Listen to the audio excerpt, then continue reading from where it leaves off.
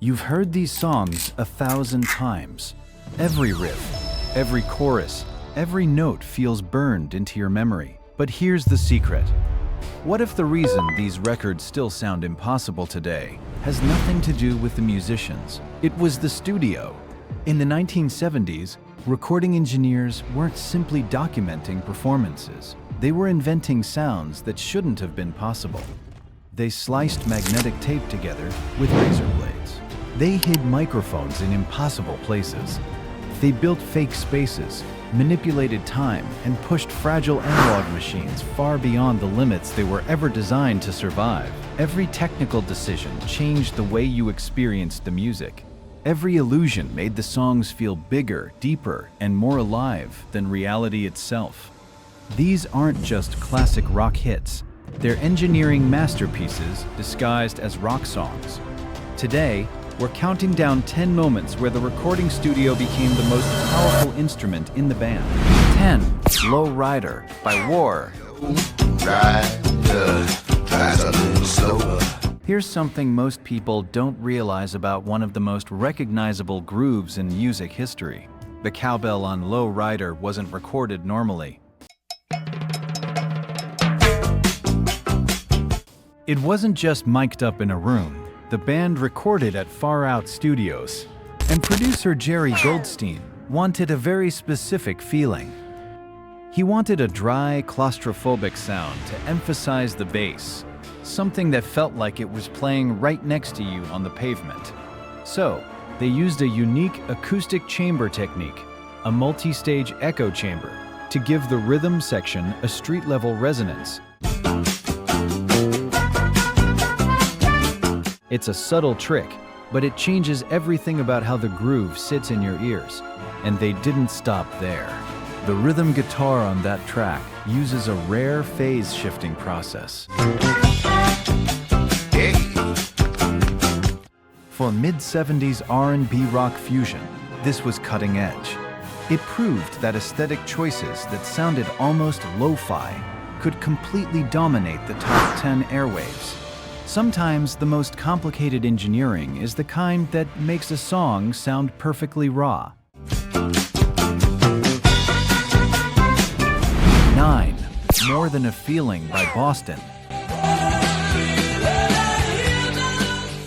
There are songs that sound big, and then there is the sound of Boston. You hear More Than a Feeling, and you imagine a massive, multi-million-dollar studio complex. The reality is much stranger. Tom Scholes recorded almost the entire song in his basement. He did it on an analog 12-track tape machine, effectively bypassing the major professional studios of the era. Schultz was an engineer, and he built his own proprietary Doubler circuits to simulate multiple guitar players. He spent thousands of hours layering tracks in a cramped environment to achieve an arena-sized sound. He even developed a unique distortion circuit. It allowed for those high-sustained lead lines without the traditional feedback noise that would normally ruin a mix. It forced the entire industry to rethink the necessity of high-budget professional recording environments. He proved you could build an arena in a basement if you understood the math.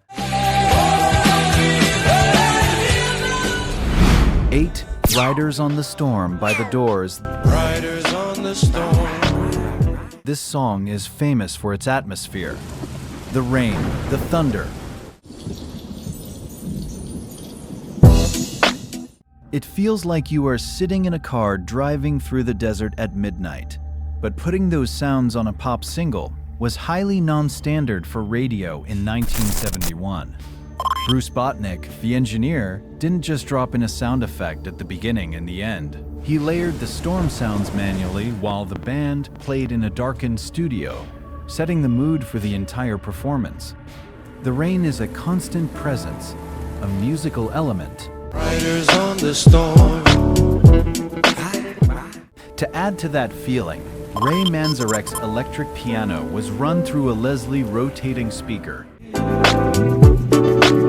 let your children play. That's a piece of gear usually reserved for organs. It creates a swirling, atmospheric, wet sound that perfectly matches the storm. It set the blueprint for using Foley-style sound design to create an immersive rock narrative. It isn't just a song, it's a weather system. But creating a weather system is one thing. Building a completely artificial space is another. 7. Life on Mars by David Bowie. Is there life on Mars? When you listen to this track, pay close attention to the piano. It doesn't sound like a normal grand piano sitting in a concert hall. It was intentionally compressed to sound metallic and sharp. And that was done to create a harsh, jarring contrast with the lush orchestral string arrangement that surrounds it. Producer Ken Scott was walking a dangerous line. He pushed the recording console to its absolute physical limit during the final chorus. He wanted to capture a massive wall of sound, but he had to do it without clipping the analog tape.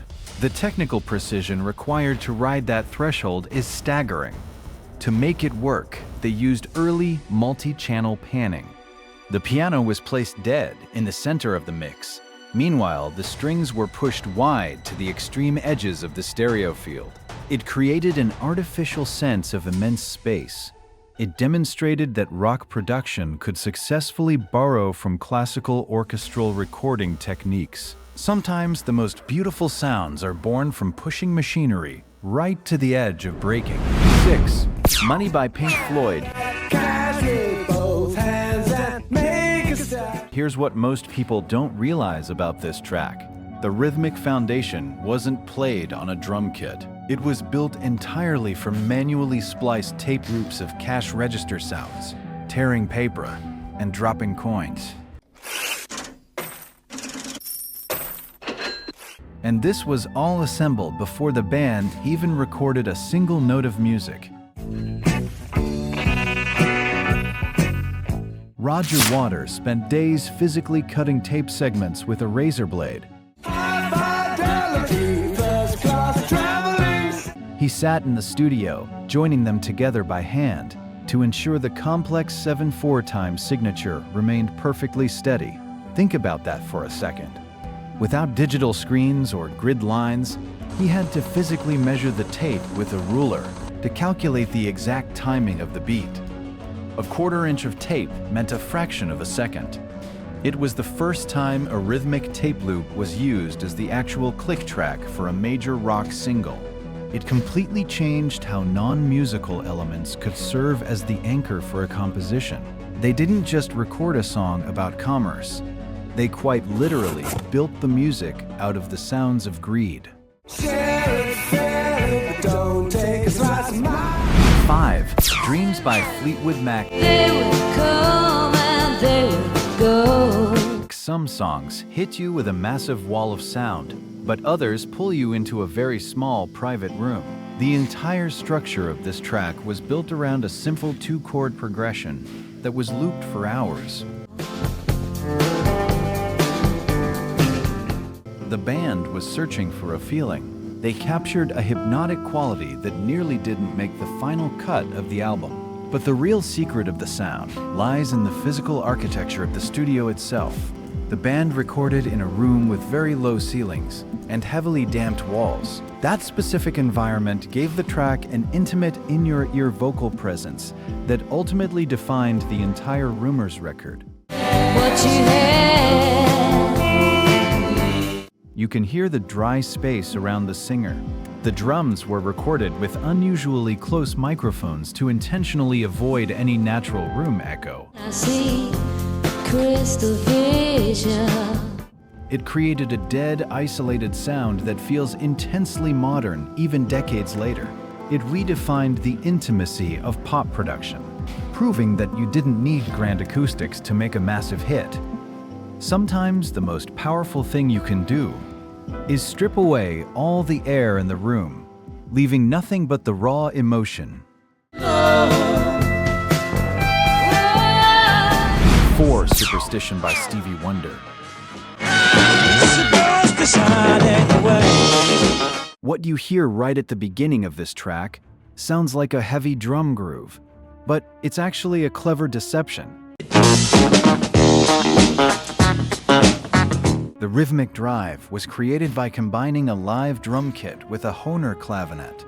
The keyboard was playing sharp, rhythmic stabs that were processed directly through a custom distortion box. Very superstitious. Stevie wanted a crunchier, dirtier sound than standard studio kits could provide. He even recorded his own hand claps and keyed them into the mix to make the mechanical groove feel entirely human. But here's the strange part. The sheer volume of the track was achieved through heavy analog limiting. This technique gave the music a pumping feeling, physically pushing the master tape into a saturation zone. When it finally hit the airwaves, it sounded noticeably louder and heavier than anything else on the radio. It paved the way for the funk rock movement by treating keyboards completely as percussion instruments. True innovation happens when you stop playing an instrument the way it was designed to be played. And sometimes, innovation isn't deliberate at all. It's a mistake you simply decide not to fix. 3. Walk This Way by Aerosmith. That famous, stuttering drum beat that opens the track, it was a happy accident.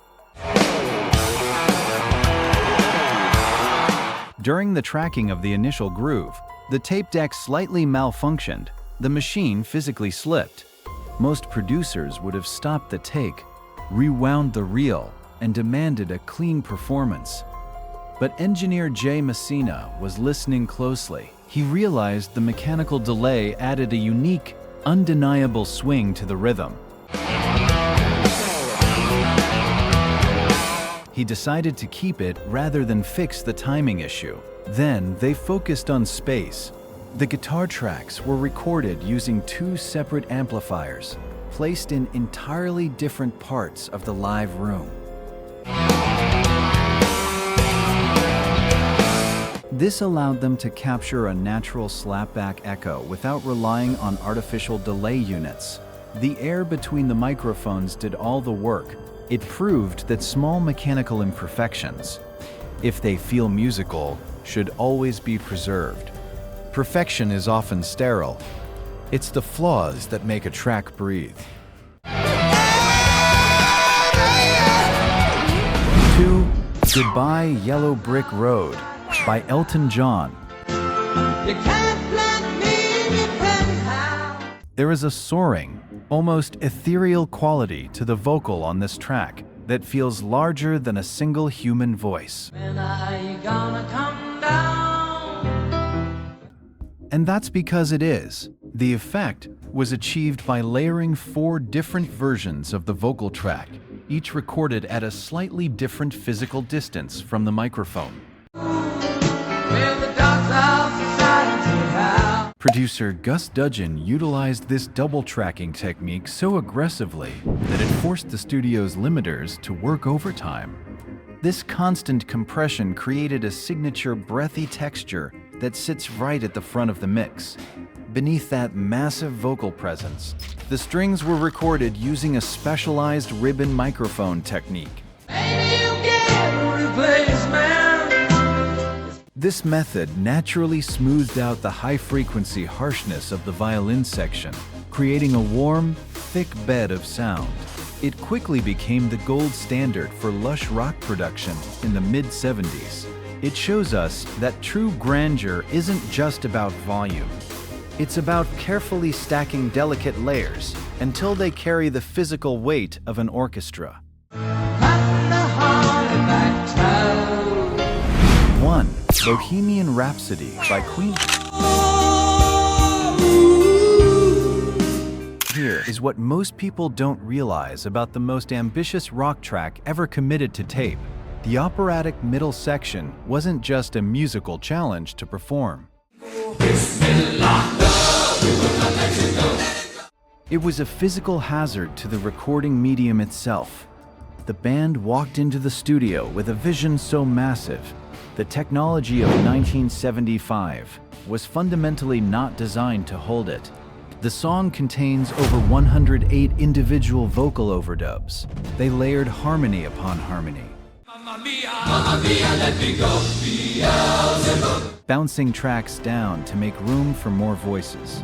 And this relentless process pushed the heavy analog tape to the absolute brink of physical degradation. Because the reel was passed over the magnetic recording head so many times, the iron oxide coating began to wear completely off. The dark tape actually became physically transparent. It was shedding its magnetic dust onto the machinery, nearly breaking under the strain. The band and producers realized they were losing the song. They had to complete the opera section in one final, frantic, high-wire session just to save the master before it literally disintegrated in their hands. That dizzying operatic section was then constructed by manually splicing together multiple different 24-track reels. This was a feat requiring extreme precision with a razor blade. One bad cut, and weeks of obsessive work would be ruined forever. It was the literal breaking point of analog technology. This track remains the absolute monument to a golden age of studio engineering. It was a moment where the physical machinery finally caught up to the impossible, towering ambition of the artists. It is a reminder that the greatest art often demands we push our tools until they are ready to shatter. We often think of these tracks as pure natural performances. We picture a band in a room, capturing lightning in a bottle. But the reality is far more complex. They are actually triumphs of human stubbornness and technical ingenuity. In an era before digital editing, these engineers were like alchemists, turning thin magnetic ribbons into timeless anthems. Because some songs become hits, but others define the very limit of what we thought was possible to capture on tape.